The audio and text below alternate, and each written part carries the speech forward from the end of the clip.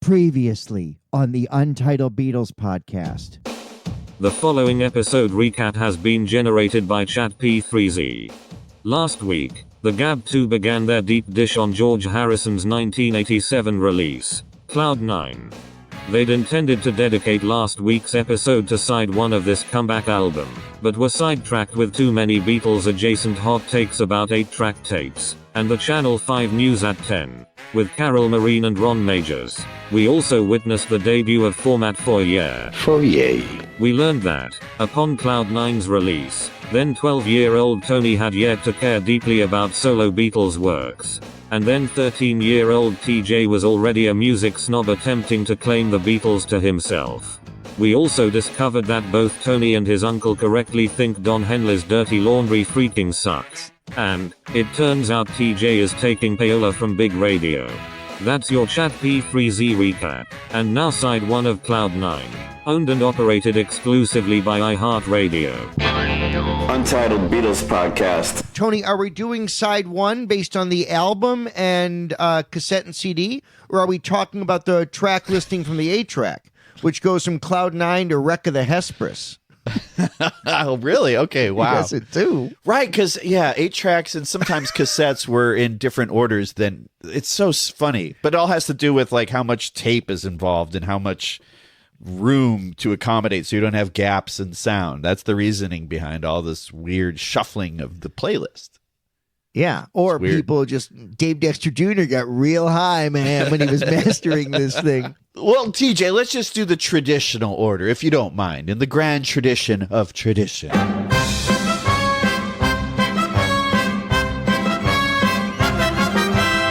The one as George intended, which opens with the title track, Cloud 9.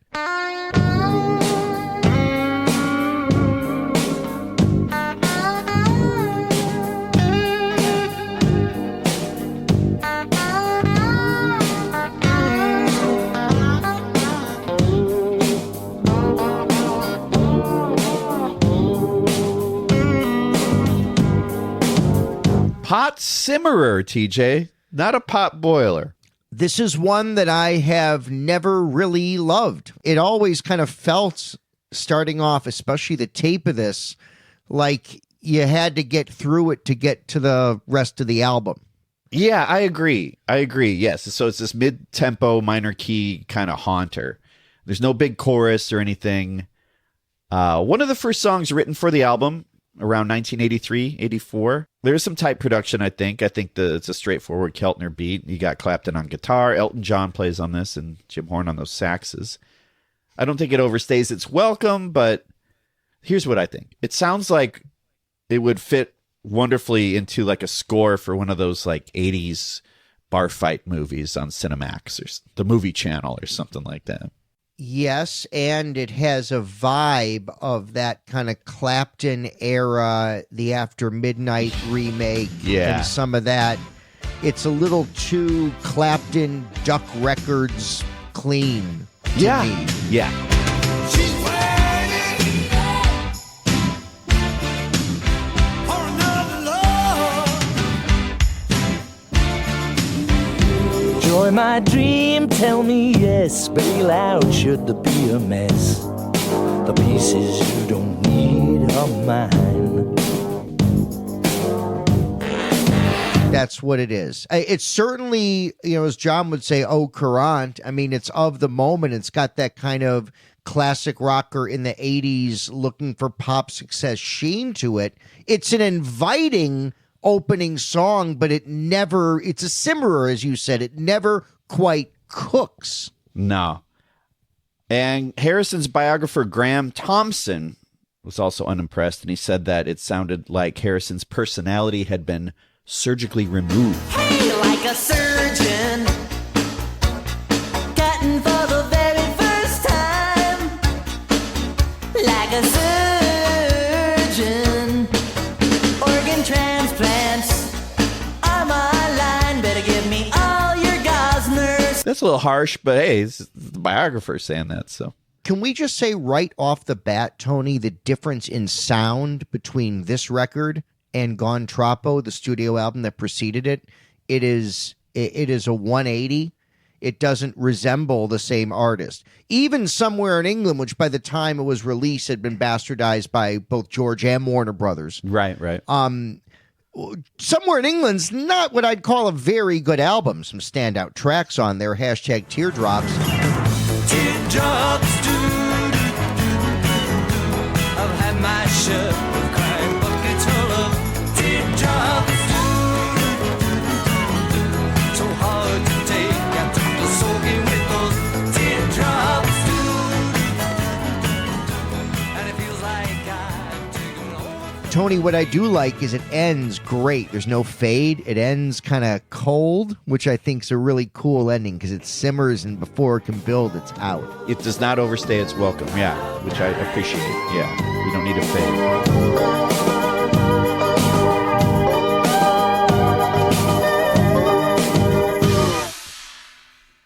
Then we get That's What It Takes, number 2, in the 2-hole. I like this one. I mean, it feels like a George song in the verses with those odd minor chords and those quick changes. It's a very George in that way. And then the chorus is this other thing. So this was written by George and then Jeff Lynne and Gary Wright. So I think the chorus is more Jeff Lynne and then definitely Gary Wright dreamweaving on that those keyboard flourishes and stuff. As we gotta get out in this world together.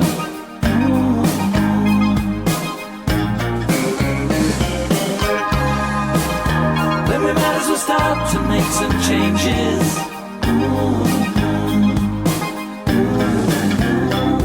If that's what it takes, then I gotta be strong. Don't wanna be wrong.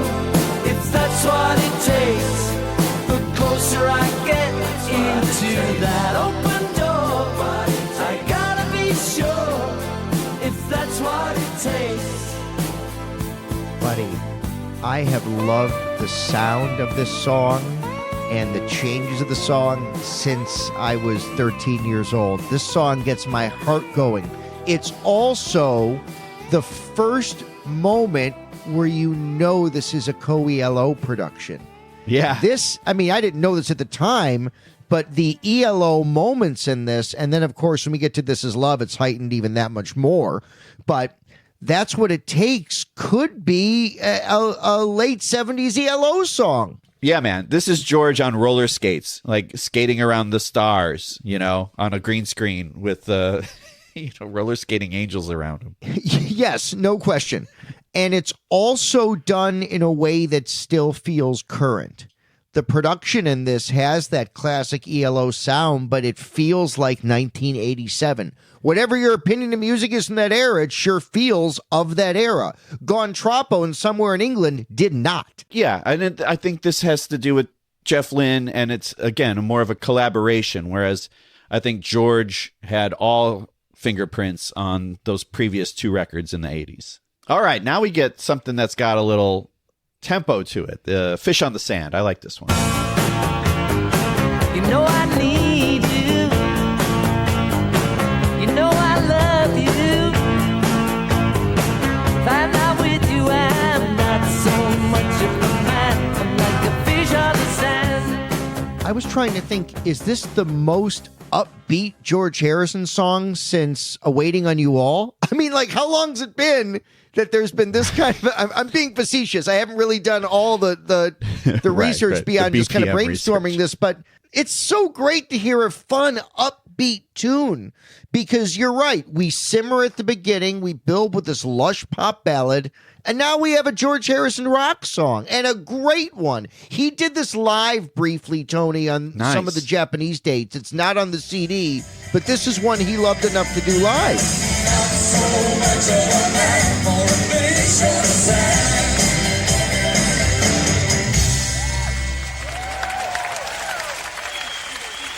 Yeah, I believe it was a contender for a single, and I think I preferred, I would have preferred this as a single over some others, for sure. Yeah, I like the chromatic rundowns. That's a fun little detour. We hear that a couple times, I think. The Andrew Lloyd Webber / Pink Floyd, da-da-da-da-da kind of a thing. 100%. Pink Floyd, 1971.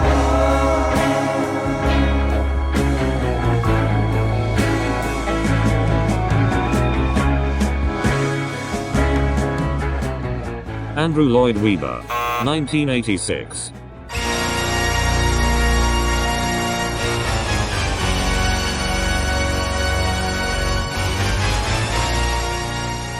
George Harrison, 1987. No use to no one else said I'll dried up.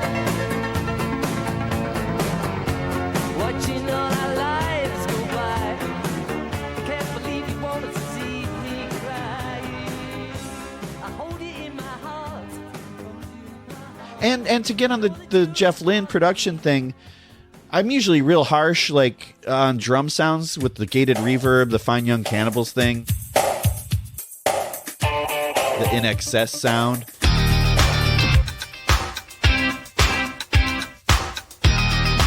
This doesn't have that. It's still a little 80s, but it's not that 80s that drives me insane and I can't listen to it.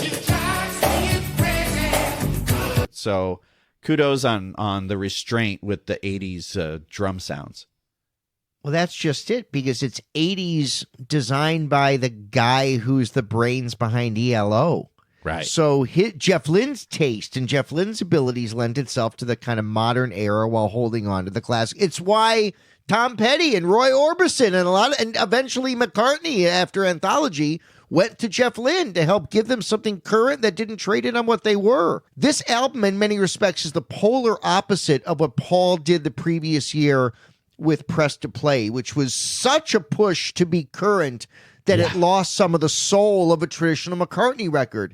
This is George being shepherded by someone who wants a George Harrison record and knows how to take his sound and contribute it to in a manner that feels both new and rooted in who this artist is. Jeff Lynne gets all the credit in the world. Love the dude, man. Yeah, he was a fan that got to work with his hero. It's pretty cool. One of his heroes, yeah. Now, you know George loves a dirge, TJ. And it's a beautiful dirge. I'm talking about Just for Today, the next song. We got Gary Wright on piano. Just for today, I could try to live through this day only, not deal with all life's problems. Just for today.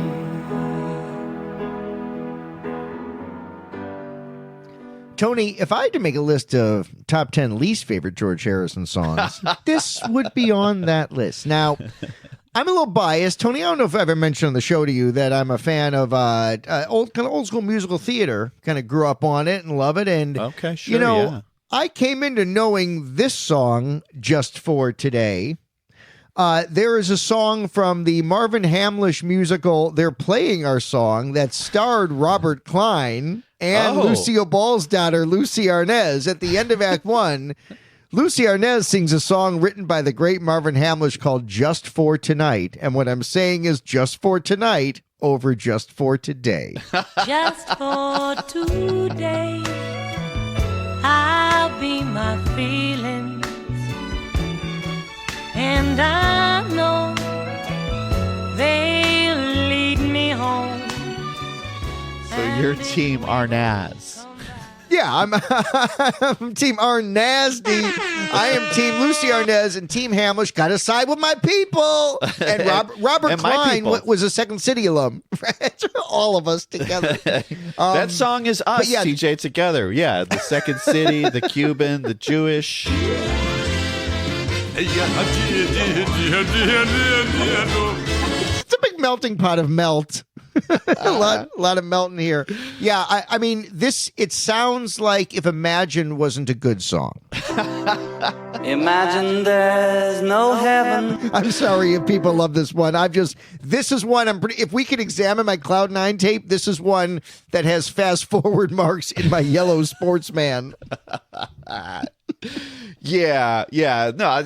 It drags. It was inspired by a brochure, an Alcoholics Anonymous brochure, a leaflet, a general reminder for today to keep cool and don't try and deal with everything all at once, George said. around 1988. Yeah, to me, this is what happens when you meditate too much. You This is if you're the meditation mix. Zero gravity. Yeah. Yeah. It's like, wow, let's get this. Can this be slower?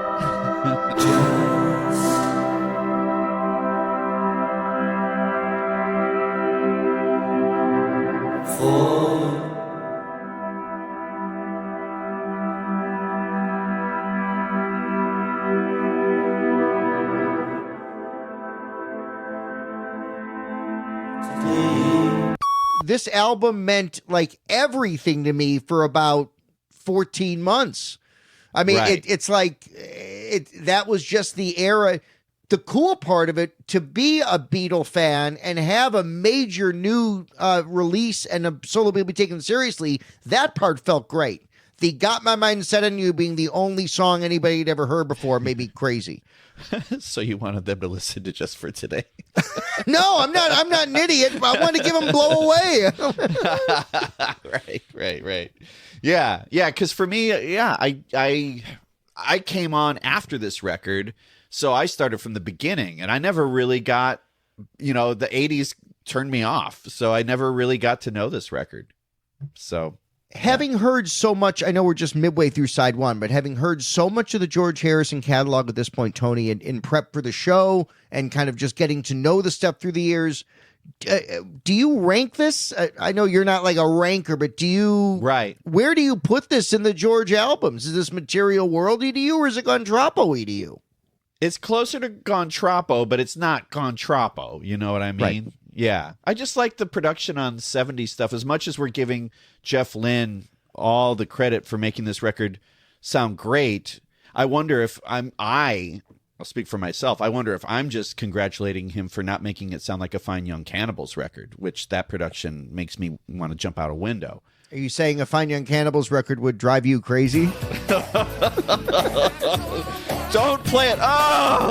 Oh, my ears. What a world. You set me up for that shit. There's no way you can talk about what that band does to you and not be driven crazy. Like no one can. Moving on, we get the third single released for the album, This Is Love. Helping us all to remember what we came here for. This is love. This is la la la la love. This is love. This is la la la la love. Little things that will change you forever. This one is on a list of my top 10 favorite George Harrison songs. Wow. His ability to do another pop ballad that's part minor with weird changes, that wonderful sweeping slide guitar he's playing in this, the ELO ornamentation. This song is stunning. It did not chart, or if it did, I don't think it charted very well. I've certainly bought the single of it. I'm pretty sure, if memory serves, I got this at the Musicland at Water look. Tower. Wow. And that's Yeah. another cardboard Eco single case. Yeah. I feel like this came out, this must have been in the spring or early summer of 88 is when this was released. Do you have the release date? I don't, but I know they made a video for it. Yeah. So, yeah. The video is fun. It's like George, I think in Hawaii, it's George behind this playing guitar with these beautiful backdrops. I think at one point he joins a picnic with strangers. It's a little bit like the press video, but in Hawaii. I've never been to Hawaii. Maybe we could shoot a video in Hawaii. Just 8 giggly eyes. Tony, what do you think of this one? I liked it. It's upbeat. I think there are some elements that date it. Those synths kind of make it sound like a hairspray commercial for Salon Selectives. Like you just stepped out of a salon. Salon Selectives presents hair so beautiful you feel like you just stepped out of a salon. Salon shine, salon selective, salon glow, salon selective. Salon Selectives from Helene Curtis. 4 salon shampoos, 4 salon conditioners. You select the combination that will give you salon beautiful hair. Salon style. Feel Salam beautiful every day. But I like it. This is like, yeah, again, it's upbeat, so I'll take anything upbeat. I like, yeah, it it progresses in ornamentation as it goes on, the galloping acoustic guitar in the second verse. I like those arpeggios. I bet they were dated kind of analog at one point, but now they're kind of back again, that kind of granddaddy thing. And I like his slide playing a lot. There's moments in it where it sounds like it's backwards. It's cool.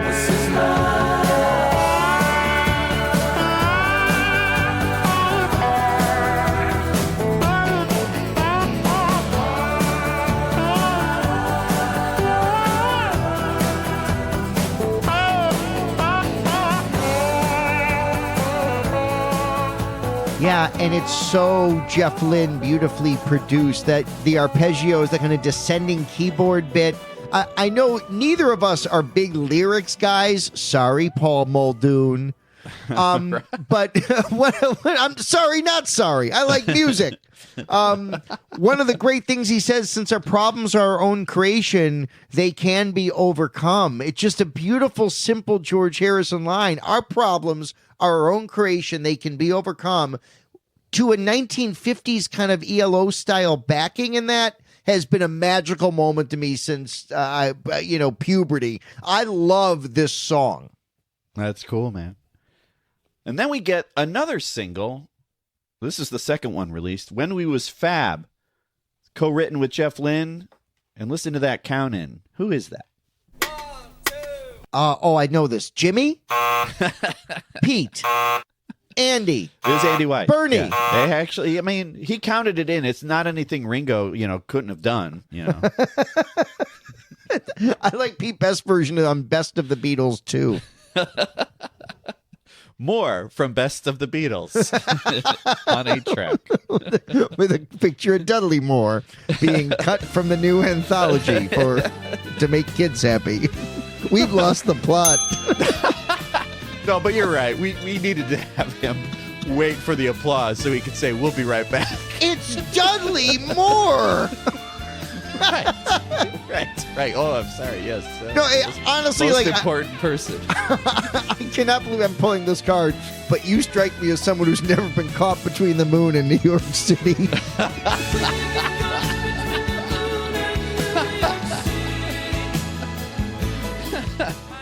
But I have experienced the New York Minute. Ooh. Everything can change. It's another bad song. Okay, rather than talk about this, where are you with Sunset Grill? You know where I'm at. I know. I'm starting. There's going to be a mysterious arson at the Sunset. Now franchised by Brinker. Tony, this song was When We Was Fab. When We Was Fab was another huge hit at the time. Early 88, I'm pretty sure. Yeah. I got the single. I've got the 45 of this somewhere, too. It's Klaus Vormann redid George's face, and they used the revolver with the ER from the word revolver on the cover art. It's a little janky. I didn't notice that. By the way, that font is Impact, by the way. We're not going to do not going to do a full font lovers quarter on that one. I like this song. It's a great catchy song, and it's so off kilter at the same time. It's that George thing where his songs are kind of peculiar. Like it's like a Dutch camera angle, you know what I mean? Like a funhouse room with the slanted floor. Back then, long time ago, when grass was green, woke up in a daze, arrived like strangers in the night.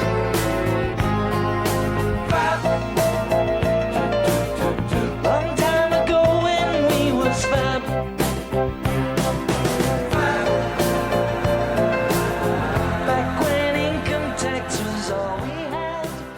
I like this song a lot. And then it almost comes to a complete halt in the middle when the instruments start dropping out, like the balls to have a song just kind of like get away in the middle of it. This is a single. and then it comes back again, and it's a weird little hit. I love it. Tony, my exact notes read, the song falls asleep in the middle. What 1988 single did that? And then I wrote, this was not edited for radio. The version that cracked the top 30 in the States is the full album version of this thing with all the weird ornamentations and all that stuff. This is one of the most important solo Beatles songs ever because it is George in equal measure with Ringo satirizing and paying a beautiful tribute to his time in the Beatles. All the interviews where George is downward about the Beatles, and even in the interviews in this time, the press junkets, he seems annoyed by the Beatles' questions and still throws a lot of shade, perhaps rightfully for that era, at Paul. But this song to me is the best distillation of George talking about the Beatles. It sounds satirical and authentic. The lyrics are satirical and authentic. He mentions, "You really got a hold on me." It's a John cover. It's not even, he's not even taking a lyric John wrote, but it's a tribute. I love everything about it. And the video. So the video for this, and this got a lot of airplay on MTV at the time, is all references. It's George playing guitar, and then he's got all the arms coming out. Yes, I remember the arms. Yes. Yeah. Ringo walks by at one point. A walrus walks by. It's like proto Free as a Bird as a video. It's a mix between that and like a Ruddles. This is like the lost Ruddles song. It's yes, buddy. It is both the Lost Ruddles song and the best Threedles song, even though it's a Toodles. Toodles. And then there's that talking at the end. It sounds as French. It sounds like a radio broadcast or something. It's a funny bit.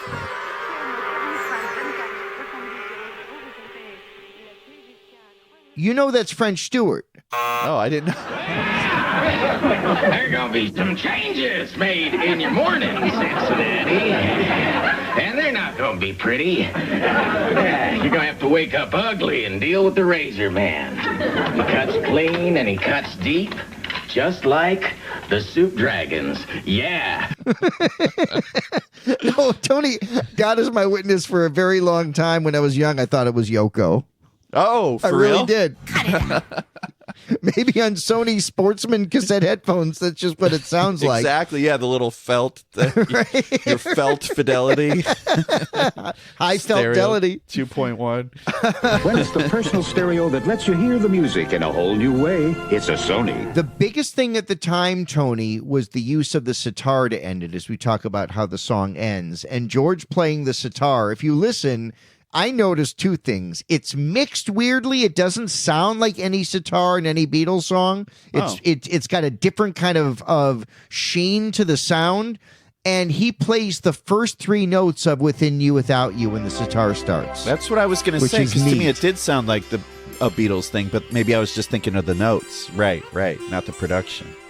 Yeah, the fact that this was played on radio, what a testament to, like, this one, when it became big, I was a little more proud of than Got My Mind Set on You, which when we get to next week, he wrote this one, and this one didn't become a Weird Al parody that we'll get to next week. That both offended me and I loved. Yeah, sensitive teacher.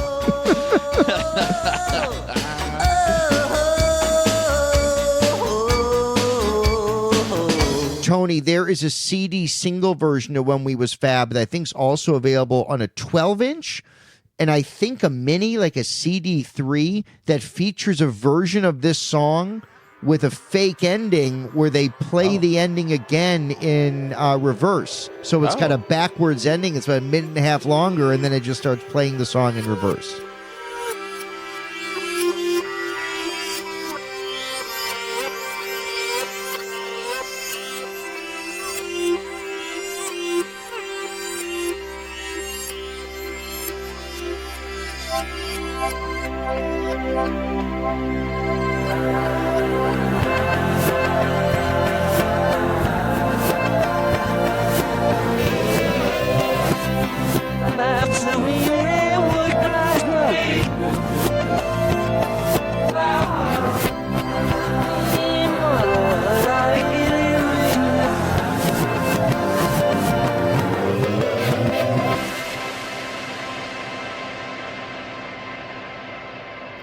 And that's on one of those like little 3-inch CDs. Yeah, a CD mini, I think it's called. That's where I got it from.